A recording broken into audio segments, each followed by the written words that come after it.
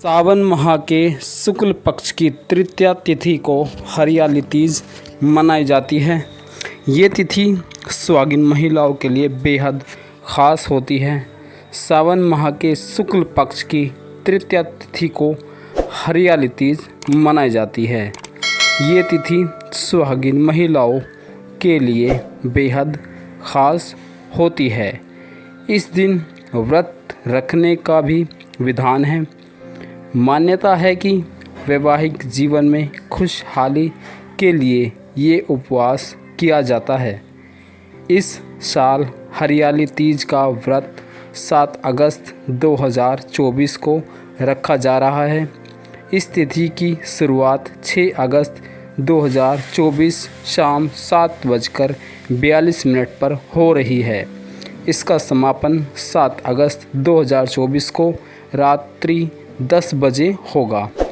इस दौरान ऋग योग, शिव योग और रवि योग का भी निर्माण हो रहा है। ऐसे में पूजा पाठ और व्रत रखने से सौभाग्यवती भव का आशीर्वाद प्राप्त होता है। वहीं कुंवारी कन्याएं भी योग्य वर की प्राप्ति के लिए ये व्रत करती हैं। हरियाली तीज पर महादेव और पार्वती की पूजा का विधान है। मान्यता है कि जो भी महिला इस दिन शिव पार्वती की जोड़ी की पूजा करती है, उसके जीवन में हमेशा सुख समृद्धि बनी रहती है। इस व्रत में पूजा के साथ साथ कथा सुनने का भी विधान है।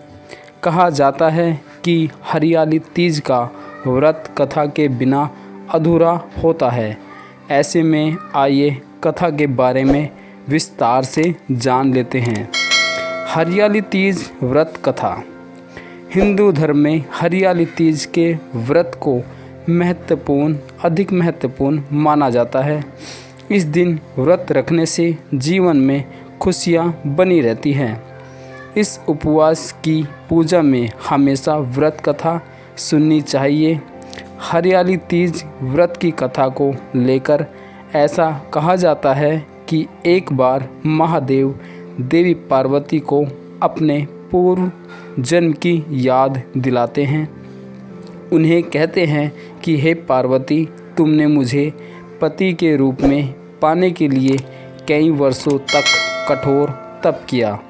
साथ ही तुमने अन्न और जल का भी त्याग करा, चाहे तपती गर्मी हो या भारी सर्दी या फिर हो बरसात। इन सभी मौसम का सामना करते हुए भी तुमने कठोर तप किया। इसके बाद मैं तुम्हें वर के रूप में प्राप्त हुआ। इस कथा को सुनते ही हुए भगवान शिव आगे कहते हैं कि हे पार्वती, एक बार नारद मुनि तुम्हारे घर पधारे थे। तुम्हारे घर जाने के बाद उन्होंने आपके पिताजी से कहा कि मैं विष्णु जी के भेजने पर यहाँ आया हूँ। भगवान विष्णु स्वयं आपकी तेजस्वी कन्या पार्वती से विवाह करना चाहते हैं। ये बात सुनकर पर्वतराज खुश हो गए और उन्होंने शादी के प्रस्ताव को स्वीकार कर लिया। फिर ये खबर जब आपके पिताजी ने तुम्हें बताई तो तुम दुखी हुई। फिर तुमने ये बात अपनी सखी को बताई। तुम्हारी ये गाथा सुनकर उसने तुम्हें घनघोर जंगल में तुम्हें तप करने की सलाह दी। फिर अपनी सखी की बात मानकर तुम मुझे पति के रूप में प्राप्त करने के लिए जंगल में एक गुफा के अंदर रेत की शिवलिंग बनाकर तप करने लगी। इस दौरान तुम्हारे पिता पर्वतराज ने पूरी धरती और पाताल पर तुम्हारी खोज की, लेकिन तुम उन्हें नहीं मिली। दूसरी ओर तुम गुफा में सच्चे मन से तप करने में लगी रही। फिर सावन मास की शुक्ल पक्ष की तृतीया तिथि पर प्रसन्न होकर मैंने तुम्हें दर्शन दिए।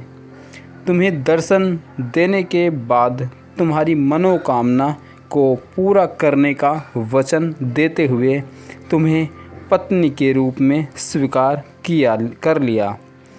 इसके बाद तुम्हारे पिता भी ढूंढते हुए गुफा तक पहुंच गए।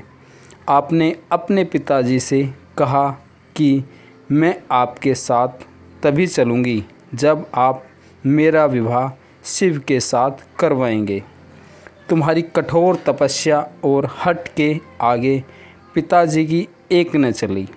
उन्होंने ये विवाह करवाने के लिए हामी भर दी। कथा को सुनाते हुए भोलेनाथ ने कहा कि श्रवण तीज के दिन तुम्हारी इच्छा पूरी हुई और तुम्हारे कठोर तप की वजह से ही हमारा विवाह संपन्न हो सका।